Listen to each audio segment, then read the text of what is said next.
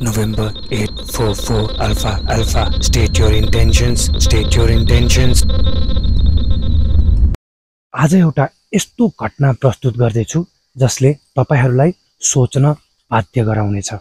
सन् 2003 मा बोइङ 727 विमानस्थललाई कुनै पनि जानकारी नदिकन उडान लिन्छ र गायब हुन्छ। बोइङ 727 N844 AA अमेरिकन एयरलाइन्सको एउटा प्यासेन्जर प्लेन थियो, जुन चाहिँ एकदम पुरानो भएको हुनाले कार्गो प्लेनमा कन्भर्ट गरेर ह्याङ्गरमा राखिएको थियो। Ben Padilla was not a pilot. उनी हवाई जहाजका सामान्य मेकानिक थिए र उनीसँग सामान्य पाइलट ट्रेनिङ थियो। तर पनि मे 25 को रातमा उनले 120 टनको बोइङ प्लेन लिएर हावामा उडे। एयर ट्राफिक कन्ट्रोल भित्र तनावको माहौल छ। ल्याडर पिङमा हेर्दा प्लेन एटलान्टिक तर्फ जाँदै थियो अनि त्यसपछि एक्कासी सम्पर्कविहीन भयो, गायब भयो।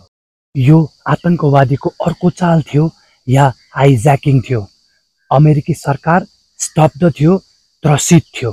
9/11 पछिको दोस्रो ठुलो घटना बन्न सक्ने आशंका गरेर अमेरिकी सरकारले जेट्स, स्याटेलाइट सबैको प्रयोग गरेर यो विमानको खोजी गर्न थाल्यो। खोजी कार्य सुरु भएको पनि लगभग 1 महिना बितिसक्यो। न आकाशमा, न धरतीमा, न पानीमा कहीँ कतै विमानको केही भेट्न सकिएन।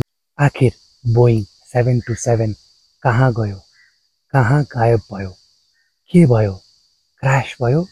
क्रास भयो भनौँ भने वर्षौं खोज्दा पनि किन भेटिएन? हल्ला त यो पनि चल्यो कि प्लेनलाई रिपेन्ट गरेर स्मग्लर्सहरूलाई बेच्यो।